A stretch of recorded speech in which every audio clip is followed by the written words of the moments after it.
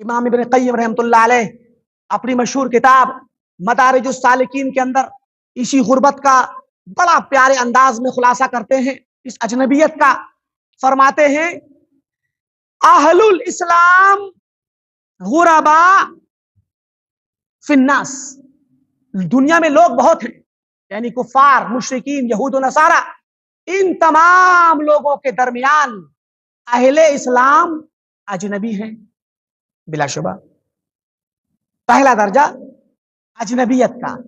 اس کے بعد کا درجہ کہا کہ اہل اسلام میں یعنی مسلمانوں کے درمیان والمؤمنون غرباء فی اہل الاسلام، اور اہل اسلام میں وہ لوگ جو ایمان کے درجے پر ہیں، مومن خالص، یہ غریب اور اجنبی ہیں۔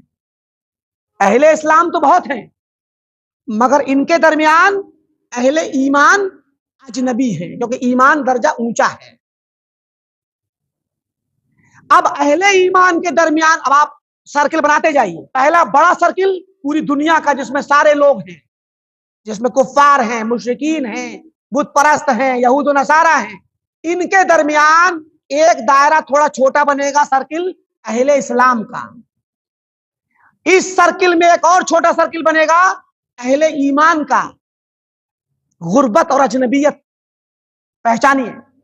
اس کے بعد فرماتے ہیں کہ وہ اہل العلم غرباء فی المؤمنین، ان اہل ایمان کے درمیان جو اہل علم ہیں، علم رکھنے والے ہیں، وہ غرباء ہیں، وہ اجنبی ہیں۔ اب ایک دائرہ اور چھوٹا ہو گیا۔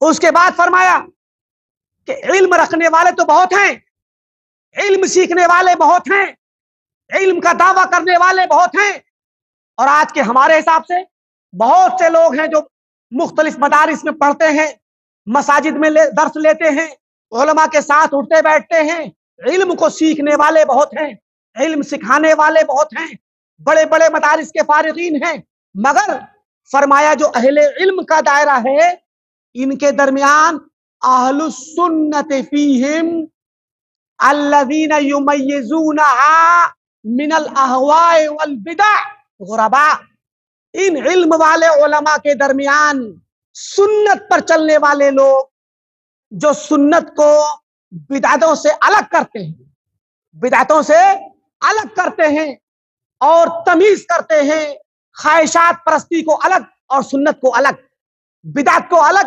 سنت کو الگ، جو پاسبان سنت ہیں وہ ان علم والوں کے درمیان اجنبی ہیں۔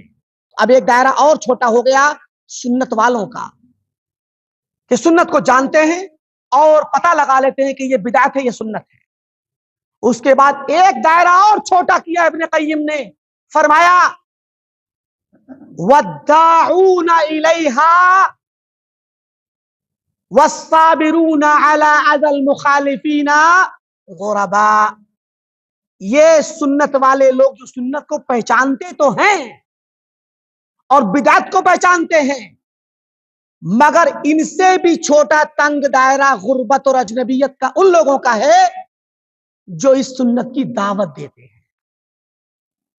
بدعت سے الگ کر کے خالص پیور سنت کی دعوت دینے والے بہت کم ہیں، اجنبی ہیں، جو اس سنت کی دعوت کی راہ میں مخالفین کی تکلیفوں پہ صبر کرتے ہیں۔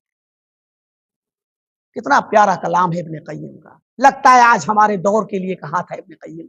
آج کے دور میں سنت کی دعوت دینا، بدعت کی مخالفت کرنا، سنت کو بدعت کے بہت سارے شبہات سے پیور کرنا، پاک کرنا، خالص کرنا، بڑا ہی صبر آزما مرحلہ ہے، بڑا مشکل ترین مرحلہ ہے، اور یہ لوگ غربت اور اجنبیت میں سب سے زیادہ ہیں اور بہت کم لوگ ہیں۔